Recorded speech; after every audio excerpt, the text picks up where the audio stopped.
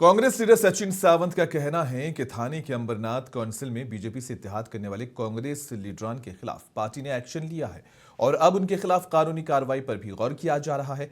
सचिन सावंत ने कहा कि कांग्रेस के मुकामी लीडरों ने अवाम के साथ धोखा किया है। भारतीय जनता पार्टी से, क्योंकि जिनकी ओर से ये प्रस्ताव गया था कि अलग एक गुट बनाया जाए, तो भारतीय जनता पार्टी के पार्षदों की तरफ से गया था। तो कांग्रेस मुक्त भारत के सपने देखने वाले कांग्रेस के नगर सेवकों को, पार्षदों को ये प्रस्ताव क्यों भेज रहे थे, तो उनके ऊपर क्या कार्रवाई की? अकोट में एमआईएम के साथ जाने वाले पार्षदों के ऊपर क्या कार्रवाई किया आपने?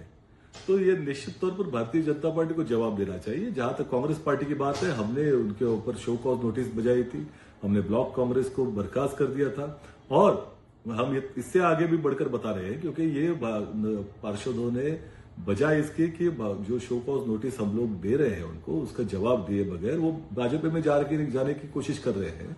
तो ये तो अनैतिक भी है और असंवैधानिक भी है। तो इनके ऊपर कानूनी कार्रवाई हम करेंगे और निश्चित तौर पर इनकी जो सदस्यता है वो रद्द करने के लिए जो भी कानूनी कदम है वो हम लोग उठाएंगे, क्योंकि ये पूरी तरह से असंवैधानिक है। थाने के अंबरनाथ हलके में कांग्रेस और बीजेपी के बीच इत्तेहाद के मामले पर कांग्रेस लीडर विजय वडेट्टीवार ने अपना रद्देअमल जाहिर किया। उन्होंने कहा कि पार्टी के रियासती सदर मुकामी रहनुमाओं के साथ राबते में हैं और हम इस मसले को हल करने के तरीके तलाश करने की कोशिश कर रहे हैं। अभी हमारे प्रदेश अध्यक्ष उनसे बात चल रही है, वो संपर्क में इनके है। अभी वो निर्णय उनका चर्चा है, निर्णय अभी हुआ नहीं है। हम लोग उनको समझाने की कोशिश करेंगे और ऐसा पार्टी के साथ में पार्टी के सिंबल पे चुन कराने के बाद भी ये निर्णय ठीक नहीं रहेगा और हम और प्रदेश अध्यक्ष इसमें रास्ता निकाल।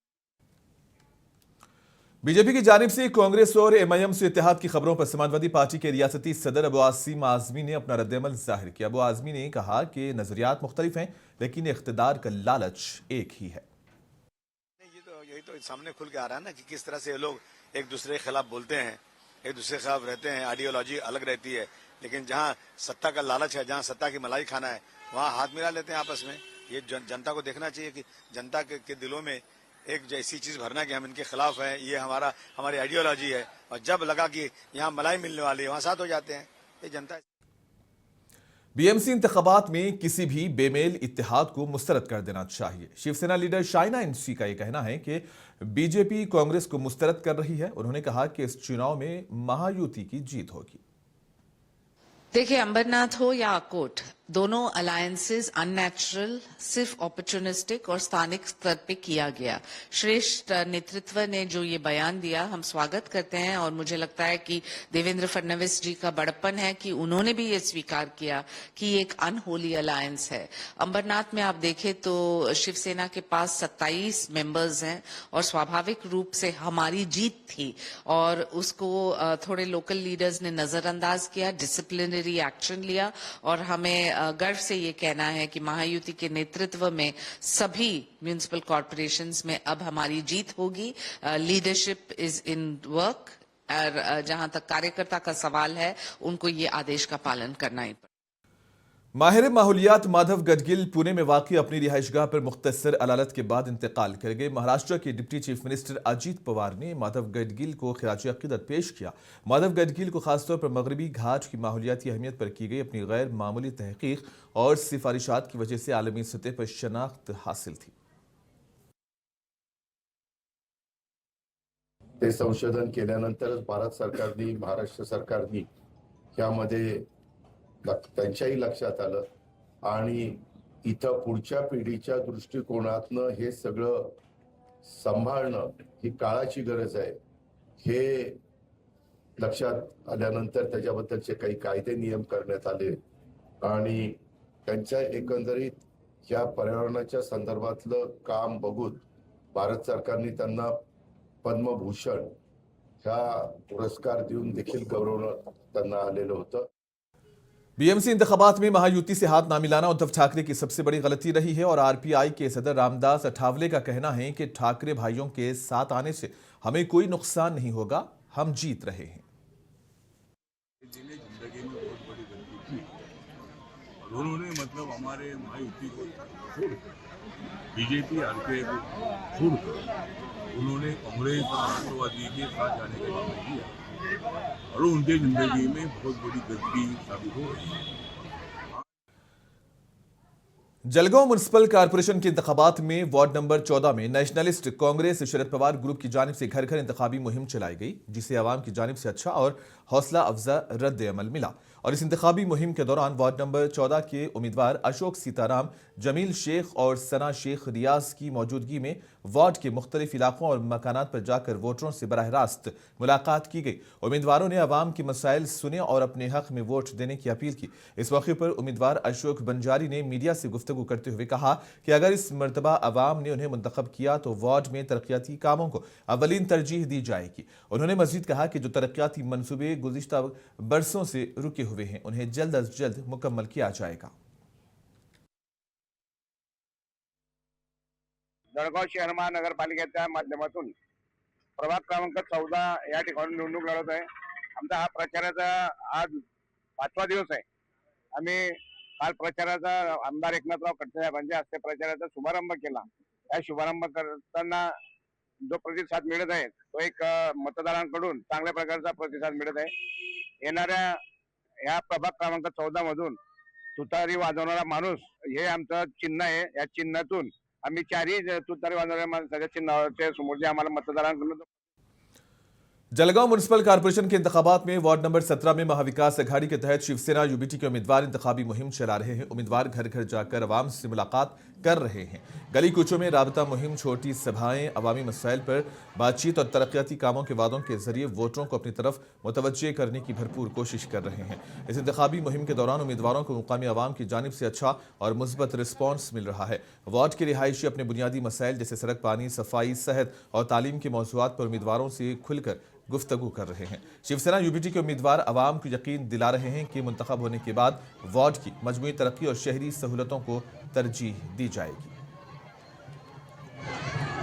मैं डॉक्टर सईद शाह, वार्ड क्रमांक 17 से मेरी अम्मी शाह जरीना शब्बीर और से हिना बी शाकिर ब से और इब्राहिम मूसा पटेल क से और अक्षय मंजरी ड से, ये चारों उम्मीदवार हम शिवसेना उद्धव बाला साहेब ठाकरे गढ़ से खड़े हैं। हमारी निशानी मशाल है। आप मशाल को वोट दबा के हम लोग कामयाब करें और हमको खिदमत का मौका दें। नांदेड़ जिले के देगलूर में म्युनिसिपल काउंसिल के ओहदे सदारत पर रास्त मुंतखब शुदा ओबीसी लीडर विजय माला बालाजी टिकाड़े ने आज म्युनिसिपल काउंसिल में अपना चार्ज संभाल लिया।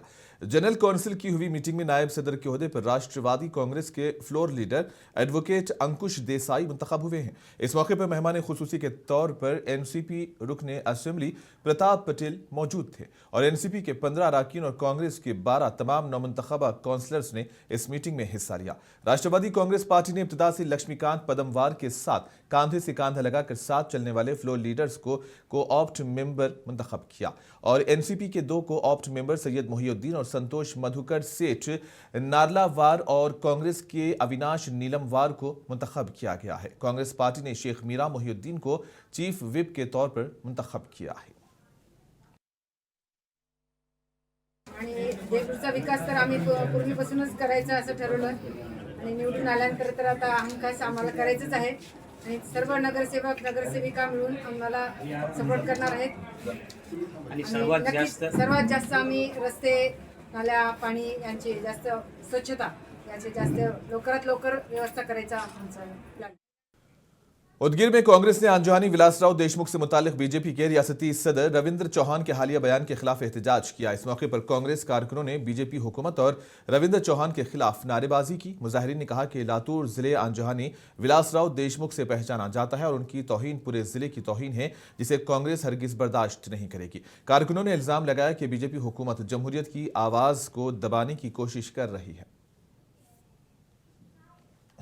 आज कांग्रेस पक्ष के तरफ से उदगीर में रविंद्र चौहान का जाहिर निषेध कर रहे हैं। स्वर्गीय विलासराव जी देशमुख ये एक विचार है, ये विचार हम किसी के दिल से नहीं निकाल सकते और जब जब हम लातूर में जाते हैं उनकी याद कहाँ से शुरू करूं बोलने समझ में नहीं आता। एजुकेशनल हब बोलो, मेडिकल कॉलेज बोलो, हर चीज में उनकी यादें बाकी है और वहाँ की मिट्टी और दरों दीवारों में विलासराव जी देशमुख शामिल है। जब तक सूरज चांद रहेगा, विलासराव जी देशमुख का नाम रहेगा। एकनाथ शिंदे के उम्मीदवार हाजी सलीम कुरैशी पर बीएमसी इंतखाबात की मुहिम के दौरान हमला किया गया। सलीम कुरैशी के पेट में छुरा घोंपा गया, उन्हें फौरी अस्पताल मुंतकिल किया गया। सलीम कुरैशी की हालत खतरे से बाहर बताई गई। पुलिस की एक टीम मामले की तहकीकात कर रही है। सलीम कुरैशी पहले एमआईएम के लिए काम करते थे, लेकिन इंतखाबात के दौरान शिंदे धड़े में शामिल हो गए। पार्टी ने उन्हें उम्मीदवार नामजद किया है।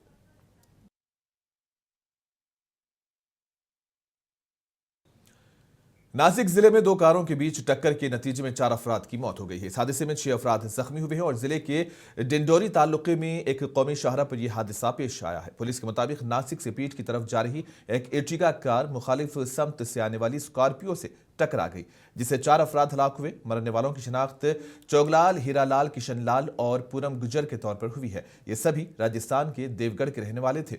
वो एसयूवी में सफर कर रहे थे। पुलिस ने बताया कि Ertiga car driver Shahrukh Khan की भी हादसे में मौत हो गई है।